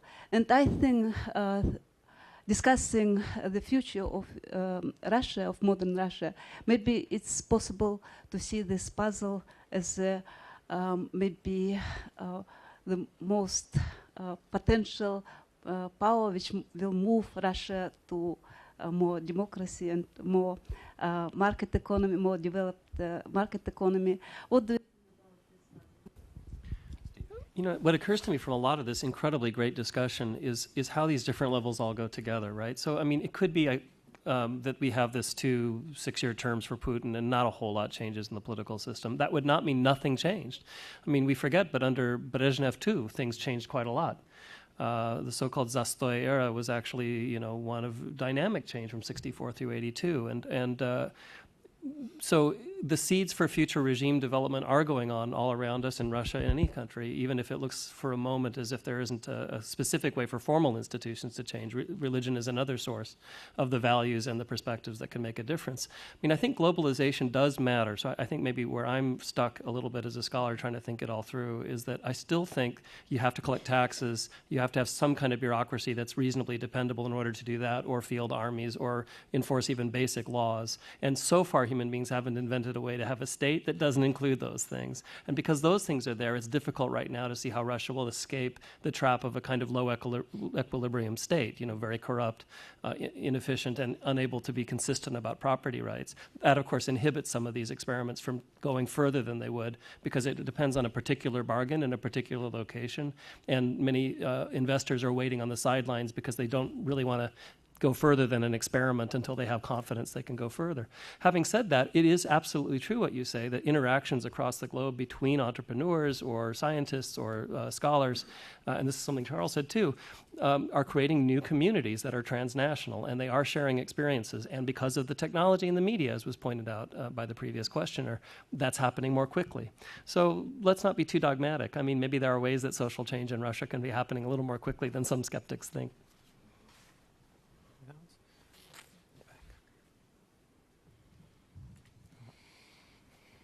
My name is Gregory Kataev. I'm a film director from Moscow. It's the Russian Union of Cinematographers. I was listening to Lila Shvetsova, and I agree with her when she was saying about the decay of Russia falling apart and so on and so forth. But I didn't hear anything new from her speech. It's so obvious almost to everybody in Moscow, at least in Moscow, where I live. And nothing happens. I happen to have a friend with whom I was studying at the secondary school, and now he happens to be a general of the FSB. And he's telling me that, oh, Grisha, you are so pro-American and blah, blah, blah, and you don't know Russia, the reality, how real people, so-called simple Russians, how they react on the events, on the ideological claims and so on, how they vote. That's so FSB has some kind of the web. Well, we know it's no news that they try to control the bribes, all the corruption. They try not to let the criminals go to power so much. And I didn't agree with him, and I said, oh, you know, in this case, if you will control everything, then you will not let people to develop, to take some dishes, some. Oh, I'm sorry for my English. Some decisions that they would make by themselves. And he's saying that, oh no, as far as they're allowed to make freely the decisions by themselves, then we bump into the situation when the governors, they come from the criminal groups, the mayors of the cities in Russia, not in Moscow, not in the biggest cities, but all over Russia. The people, it's all the same for them, for whom to vote, and so on and so forth. So my question to all of the experts probably, I know that being a film director in Russia, you cannot be democratic. I was working in France, and I know that it's enough just to say something, to ask something, it will be done in 2 hours or just tomorrow. In Russia, it doesn't work that way. And I have a feeling that we have a huge majority of people who probably really don't feel like they can make the decisions by themselves. They have to be guided. How do you feel, how do you comprehend this kind of, as the American experts, how do you comprehend this huge region, the quantity of people who are actually do not have their own opinion? I think that you, as the American experts, you're much more closer to the American so-called simple people than the Russian experts to the Russian people. So how do you understand, and what's your possible view how it will develop? Thank you. Charles. Well, I'm an ex-simple person who went to college and became very sophisticated. So maybe I can address the issue. I think, look, at the end of the day, I think, and here we're into the realm of morality, ethics, leadership, and so on, rather than just analysis. But to me, political leaders have to model the country they want to lead. And if they refuse to do that, if they continue to insist that the country's not ready for democracy, it's not ready for responsive government, people don't really have views about politics, and so they're going to believe whatever somebody puts in their head. We've heard that again and again and again in so many countries around the world, and it's never actually turned out to be true. I mean, if you go back to the authoritarianism literature from the 60s and early 70s, I mean, the degree to which Catholicism was at all compatible with democracy, I mean, one of the upshots of that literature was, well, I would be very skeptical. Not that it's impossible, but I would be very skeptical, and we can list the reasons why. Focus on eternal life rather than temporal power, the existence of a non-political and elected in a way leader beyond the state, that is the papacy, and sort of on and on and on, priestly power, and a whole variety of reasons for why these things weren't compatible. And I think we've seen, even in the case of East Central Europe and other parts of Eurasia, the ways in which those long-term structural arguments about culture, religion, whatever, just don't hold a lot of weight. What's really critical is what leaders themselves choose to do. And perhaps this is as I was sort of saying earlier, perhaps this is the point of our disappointment in the Russian case, because whether it was after 1905 or whether it was from 1989 to 1990, we've seen windows in which leaders might have chosen the wrong thing, and they've consistently chosen otherwise. We have in the back right there, right here. Mm-hmm. Yana Gadesva, UC Riverside and Hopkins. So thank you very much for insightful comments, but I would have loved to learn and hear more from the panelists concerning what have we learned from studying the economics or political economy of the region. I think there was some a comment raised with regards to this issue already by my colleague here in the audience.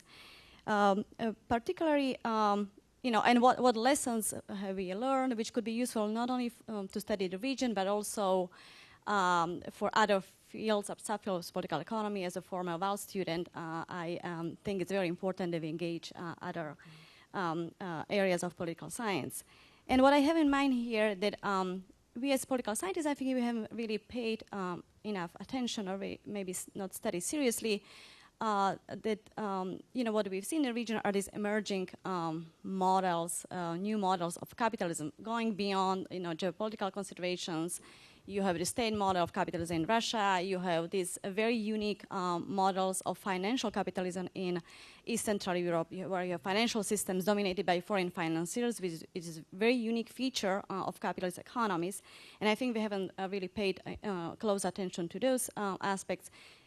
How do we study continuity and change in economic policies in these countries, the role of exogenous shocks, such as the current financial crisis, in provoking maybe economic changes, the changes of models, or maybe continuity, or maybe political changes. We talk about Russia and how Russia can democratize, and also how do we explain the high degree of adaptability of those regimes to, for example, to drastic measures which were imposed in some countries like Latvia. Mm-hmm. Why do we see such a low level of resistance and public protest against those measures?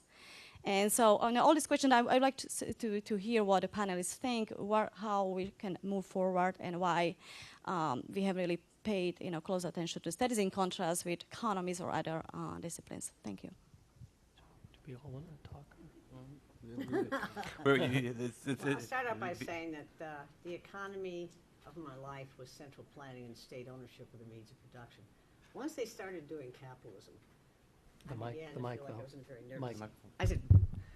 I said that I was someone who spent a lot of years on central planning, state ownership of the means of production, and Communist Party rule economies. And once capitalism was introduced, I dabbled in it, but found that I had only one economic system in myself. So I defer to the rest of the panel on this question. Oh, I'll say 2 words. I'm always good for 2 words on anything. I guess. I'm an administrator now, so I can say anything really. So yeah, I mean, we've learned a lot. So I do, again, taking the Soviet experience seriously, I think is an important thing. And we used to have this wonderful field called comparative economic systems, and it was really insightful. Gregory Grossman at Berkeley was on my dissertation committee, along with Gail, who's here. Thank you so much.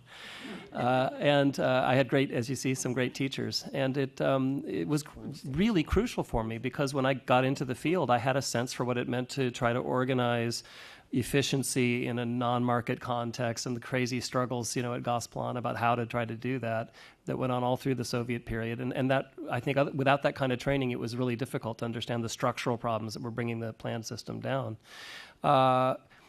What we're learning is, I think, becoming fairly consensual, which is, and I did allude to it, right, that the formal rules, private is the kind of Washington consensus triad we used to all know, privatization, stabilization, liberalization, doesn't work. I mean, by itself, and even the folks who came up with those things don't think that anymore. It just creates a set of possible goals which can be realized in so many different ways that there's no there. Privatization in Russia is not the way privatization took place in Poland. It's completely different. And so just to say the mantra doesn't really get us very far. What seems to matter much more are legacies. Legacies of the past matter enormously. Economic outcomes across the region have had a whole lot to do, not just with Leninism itself, but with the variations of Leninism that existed in different parts of the region. Clearly, borders matter. being close to investors makes a huge difference.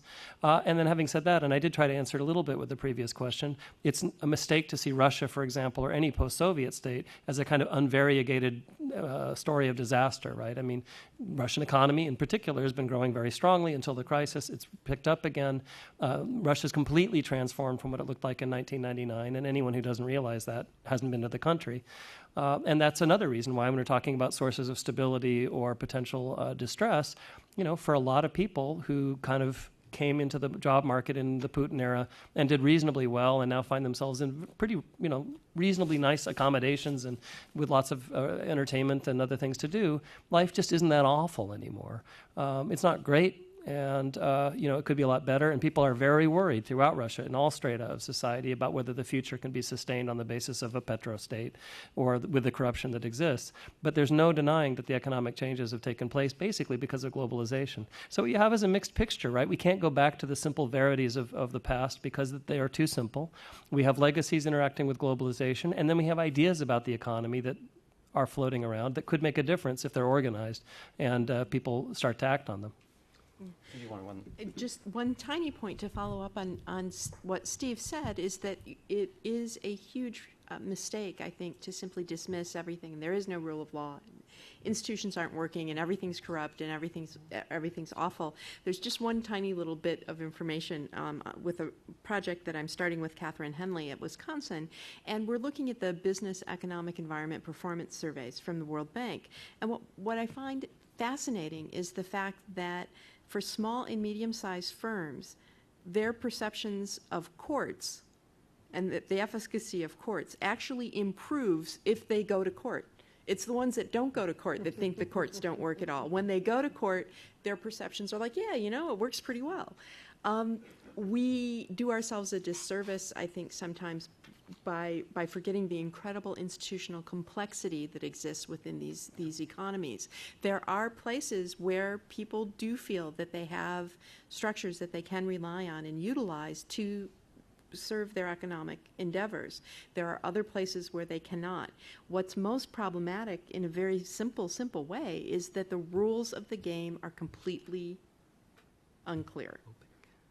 And that's the argument, because it wouldn't even if there was a clear system of corruption and complete information, that's something you can work with.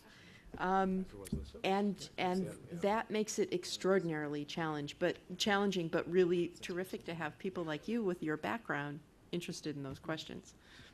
Okay. Well, we've been at this now for 2 hours, so I'm going to bring the discussion to a close, and all day as well. But I would like to thank the panel for really an excellent presentation, and thank you for all your really very thought-provoking questions. In the United States, it was done years ago.